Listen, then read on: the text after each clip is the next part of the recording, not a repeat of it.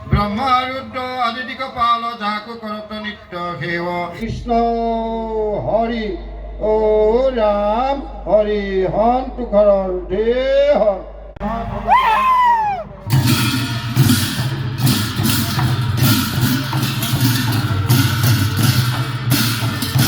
প্ৰভু জগন্নাথৰ চৰণত সেৱা ধৰা মানৱ কৰি সেৱা দিছোঁ যি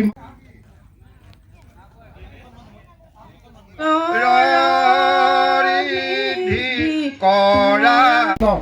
ৰাম নাম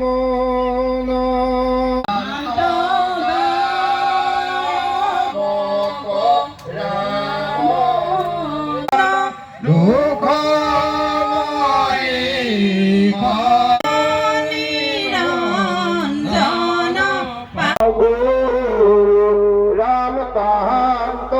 বিনাই নাই না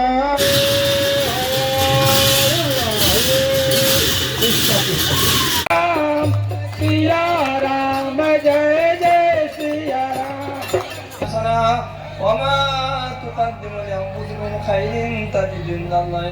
কৃষ্ণ কৃষ্ণ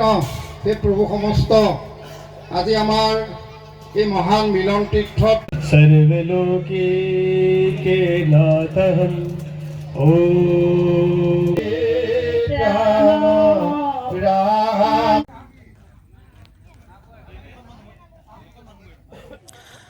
নখঙীয়া গাঁৱৰ ৰাইজৰ সৌজন্যত টেঙাখাটৰ জাতীয় দল সংগঠন সমগ্ৰ টেঙাখাট অঞ্চলবাসী ৰাইজৰ সহযোগত টেঙাখাট অঞ্চলৰ জাতি ধৰ্ম বৰ্ণ ভাষা নিৰ্বিশেষে সকলো শ্ৰেণীৰ ৰাইজৰ সহযোগত আজি যিটো জুবিনদাৰ এমহীয়া মৃত্যুবাৰ্ষিকীৰ উপলক্ষে সৰ্বধৰ্মীয় প্ৰাৰ্থনা আৰু শ্ৰদ্ধাঞ্জলি অনুষ্ঠানৰ আয়োজন কৰিছিলোঁ খুব সুন্দৰভাৱে সকলোৰে সহযোগিতাত আমি ইতিমধ্যে সমাপন কৰিছোঁ গতিকে যিসকলে গোটেই অনুষ্ঠানটিত অংশগ্ৰহণ কৰিলে ঘুমতাল শামুকনি গায়ন বায়নৰ দল 2 নং কপহুৱা গায়ন বায়নৰ দল আমাৰ নখঙীয়া হাতীবন্ধা ঘুমতাল নখঙীয়া হাতীবন্ধা গাঁও মানে পঞ্চায়তৰ অন্তৰ্গত বিভিন্ন গাঁৱৰ ভকত বৈষ্ণৱসকলে সমগ্ৰ টেঙাখাট অঞ্চলৰ ভকত বৈষ্ণৱসকলে যিধৰণে সহযোগিতা আগবঢ়ালে তেখেতসকলক এই মুহূৰ্তত মই আন্তৰিক ধন্যবাদ আৰু কৃতজ্ঞতা জ্ঞাপন কৰিছোঁ আৰু এই অনুষ্ঠানটোৰ জৰিয়তে এটা বস্তুৱে স্পষ্ট কৰি দিলে যে জুবিন দাই কেতিয়াও ধৰ্মক লৈ বিভেদ সৃষ্টি হোৱাটো বিচৰা নাছিল জুবিন দাই নিজেই কৈছিল মোৰ কোনো জাতি নাই মোৰ কোনো ধৰ্ম নাই মই মুক্ত মই কাঞ্চনজংঘা গতিকে এই কথাটোৱে আজি নখঙীয়া বীৰ লাচিত বৰফুকন খেলপথাৰত প্ৰমাণ হ'ল সকলো ধৰ্মৰ ৰাইজ আহি একত্ৰিত হৈ সৰ্বধৰ্মীয় প্ৰাৰ্থনাৰ জৰিয়তে জুবিনদাৰ আত্মা যাতে চিৰশান্তি লাভ কৰে আৰু জুবিনদাৰ য'তে নাথাকক কিয় তাৰ পৰাই আমাক আশীৰ্বাদ দিয়ক জুবিনদাৰ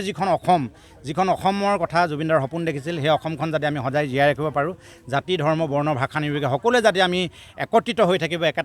একেডাল সূতাৰে যাতে আমি বান্ধ খাই থাকিব পাৰোঁ আজি এই অনুষ্ঠানৰ জৰিয়তে আমি সেইটোৱে বাৰ্তা দিছোঁ গতিকে সংবাদ মাধ্যমৰ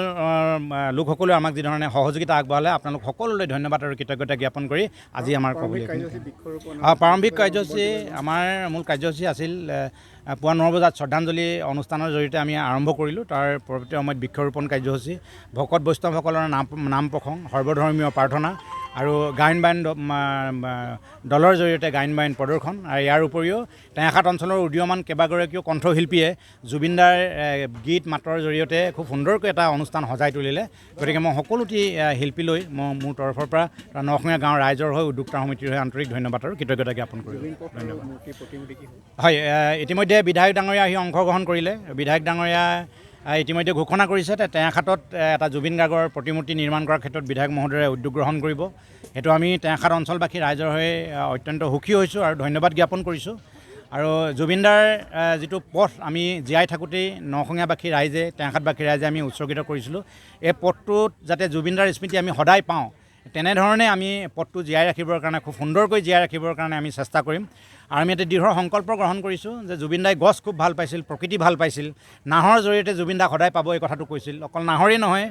সোণাৰু কাঞ্চন জ্যোতি ইয়াৰ উপৰিও বকুল আমি নখঙীয়া গাঁও খুব সুন্দৰকৈ ভৰাই তুলিম সেউজীয়া কৰি তুলিম আমি দৃঢ় প্ৰতিজ্ঞ সংকল্পবদ্ধ হৈছোঁ আৰু তাৰ জৰিয়তে যাতে আমি এটা